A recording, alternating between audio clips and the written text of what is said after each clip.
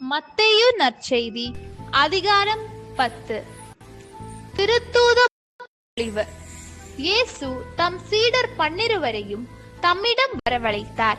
தீய ஆவிகளை ஓட்டவும் நோய் நொடிகளை குணமாக்கவும் அவர்களுக்கு அதிகாரம் அளித்தார்.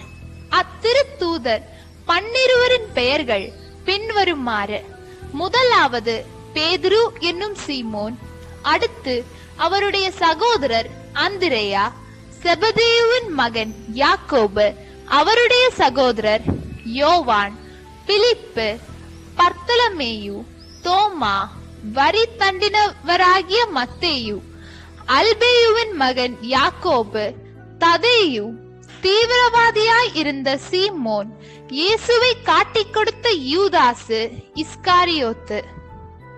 திருத்தூதர்கள் அனுப்பப்படுதல். இயேசு இந்த 12 அனுப்பிய போது அவர்களுக்கு அறிவுரையாக கூறியது: பிற இனத்தாரின் எப்பகுதிக்கும் செல்ல வேண்டாம், சமாரியாவின் நகர் எதிலும் நுழைய வேண்டாம், மாறாக வழி தவறி போன ஆடுகளான இஸ்ரேல் மக்களிடமே செல்லுங்கள். அப்படி செல்லும் போது விண்ணரசு நெருங்கி வந்துவிட்டது என பறைசாற்றுங்கள். நலம் குன்றியவர்களை குணமாக்குங்கள், இறந்தோரை உயிர் பெற்றழச் செய்யுங்கள், தொழு நோயாளரை நலமாக்குங்கள், பேய்களை ஓட்டுங்கள். கொடையாக பெற்றீர்கள், கொடையாகவே வழங்குங்கள். பொன், வெள்ளி, செப்புக்காசு எதையும் உங்கள் இடைக்கச்சைகளில் வைத்துக் கொள்ள வேண்டாம். பயணத்திற்காக பையோ 2 அங்கிகளோ மிதியடிகளோ கைத்தடியோ எடுத்துக்கொண்டு போக வேண்டாம். ஏனெனில் வேலையால் தம் உணவுக்கு உரிமை உடையவரே. நீங்கள் எந்த நகருக்கோ ஊருக்கோ சென்றாலும் அங்கே உங்களை ஏற்க தகுதியுடையவர் யாரென கேட்டறியுங்கள். அங்கிருந்து புறப்படும் வரை அவரோடு தங்கியிருங்கள். அந்த வீட்டுக்குள் செல்லும் பொழுதே வீட்டாருக்கு வாழ்த்து கூறுங்கள். வீட்டார் தகுதி உள்ளவராயிருந்தால் நீங்கள் வாழ்த்தை கூறிய அமைதி அவர்கள் மேல் தங்கட்டும். அவர்கள் தகுதியற்றவர்களாயிருந்தால் அது உங்களிடமே திரும்பி வரட்டும். உங்களை எவராவது ஏற்றுக்கொள்ளாமலோ நீங்கள் அறிவித்தவற்றுக்கு செவி சாய்க்காமலோ இருந்தால் அவரது வீட்டை அல்லது நகரை விட்டு வெளியேறும் பொழுது உங்கள் கால்களில் படிந்துள்ள தூசியை உதறிவிடுங்கள். தீர்ப்பு நாளில் சோதோம் கொமோரோ பகுதிகளுக்கு கிடைக்கும் தண்டனையை விட அந்நகருக்கு கிடைக்கும் தண்டனை கடினமாகவே இருக்கும் என நான் உங்களுக்கு உறுதியாக சொல்கிறேன். அனுப்பப்பட்டவர் அடையும் துன்பங்கள். இதோ, ஓநாய்களிடையே ஆடுகளை அனுப்புவதைப் போல நான் உங்களை அனுப்புகிறேன். எனவே பாம்புகளைப் போல முன்மதி உடையவர்களாகவும் புறாக்களைப் போல கபடு அற்றவர்களாகவும் இருங்கள். எச்சரிக்கையாக இருங்கள். ஏனெனில் மனிதர்கள் உங்களை யூத சங்கங்களிடம் ஒப்புவிப்பார்கள். தங்கள் தொழுகை கூடங்களில் உங்களை சாட்டையால் அடிப்பார்கள்.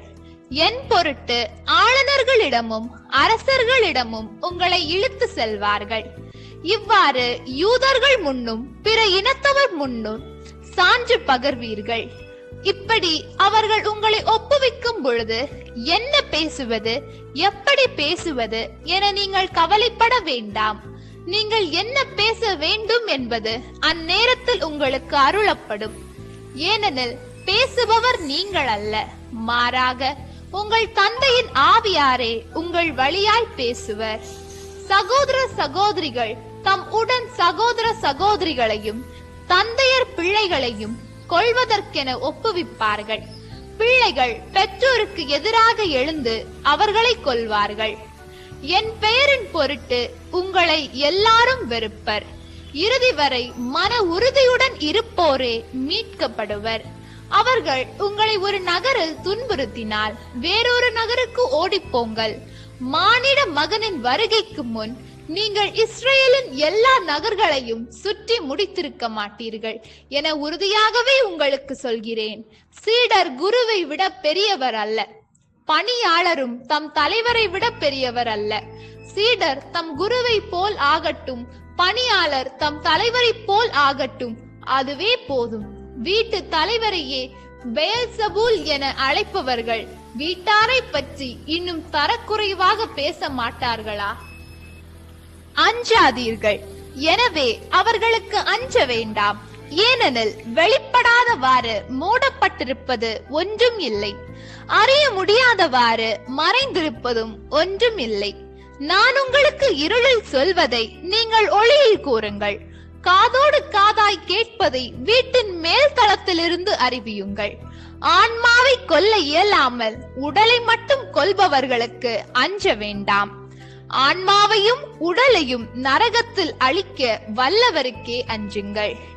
காசுக்கு 2 சிட்டுக்குருவிகள் விற்பதில்லையா? எனினும் அவற்றுள் ஒன்று கூட உங்கள் தந்தையின் விருப்பமின்றி தரையில் விழாது. உங்கள் தலைமுடியெல்லாம் எண்ணப்பட்டிருக்கின்றது. சிட்டுக்குருவிகள் பலவற்றை விட நீங்கள் மேலானவர்கள். எனவே அஞ்சாதீர்கள். மக்கள் முன்னிலையில் கிறிஸ்துவை ஏற்றுக்கொள்தல். மக்கள் முன்னிலையில் என்னை ஏற்றுக்கொள்பவரை விண்ணுலகில் இருக்கும் என் தந்தையின் முன்னிலையில் நானும் ஏற்றுக்கொள்வேன். மக்கள் முன்னிலையில் என்னை மறுதலிப்பவர் எவரையும் விண்ணுலகில் இருக்கிற என் தந்தையின் முன்னிலையில் நானும் மறுதலிப்பேன். பிளவு ஏற்படுதல். நான் உலகிற்கு அமைதி கொணர வந்தேன் என எண்ண வேண்டாம். அமைதியை அல்ல, வாளையை கொணர வந்தேன். தந்தைக்கு எதிராக மகனையும், தாய்க்கு எதிராக மகளையும், மாமியாருக்கு எதிராக மருமகளையும் நான் பிரிக்க வந்தேன். ஒவ்வொருடைய பகைவர் அவரது வீட்டில் உள்ளவரே ஆவர். என்னை விட தம் தந்தையிடமோ தாயிடமோ மிகுந்த அன்பு கொண்டுள்ளோர் என்னுடையோர் என கருதப்பட தகுதியற்றோர். என்னை விட தம் மகனிடமோ மகளிடமோ மிகுதியாய் அன்பு கொண்டுள்ளோரும் என்னுடையோர் என கருதப்பட தகுதியற்றோர். தம் சிலுவையை சுமக்காமல் என்னை பின்பற்றி வருவோர் என்னுடையோர் என கருதப்பட தகுதியற்றோர். தம் உயிரை காக்க விரும்புவோர் அதை இழந்து விடுவர். என் பொருட்டு தம் உயிரை இழப்போரோ அதை காத்துக் கொள்வர். கைமாறு பெறுதல். உங்களை ஏற்றுக்கொள்பவர் என்னை ஏற்றுக்கொள்கிறார். என்னை ஏற்றுக்கொள்பவரோ என்னை அனுப்பினவரையே ஏற்றுக்கொள்கிறார். இறைவாக்கினர் ஒருவரை அவர் இறைவாக்கினர் என்பதால் ஏற்றுக்கொள்பவர் இறைவாக்கினருக்குரிய கைமாறு பெறுவார். நேர்மையாளர் ஒருவரை அவர் நேர்மையாளர் என்பதால் ஏற்றுக்கொள்பவர் நேர்மையாளருக்கு உரிய கைமாறு பெறுவார். இச்சிறிய ஒருவருக்கு அவர் என் சீடர் என்பதால் ஒரு கிண்ணம் குளிர்ந்த நீராவது கொடுப்பவரும் தம் கைமாறு பெறாமல் போகார் என உறுதியாக உங்களுக்கு சொல்கிறேன். ஆண்டவரின் அருள்வாக்கு. இறைவா உமக்கு நன்றி. நம் அன்பு கடவுளின் ஆசியும் அருளும் இன்னும் பலருக்கு கிடைக்கப்பெற ஹோலி பைபிள் தமிழ் சேனலை சப்ஸ்கிரைப் செய்துவிட்டு இந்த வீடியோவை லைக் செய்யவும், மேலும் உங்கள் உறவினர் மற்றும் நண்பர்களுடன் ஷேர் செய்யவும். நன்றி.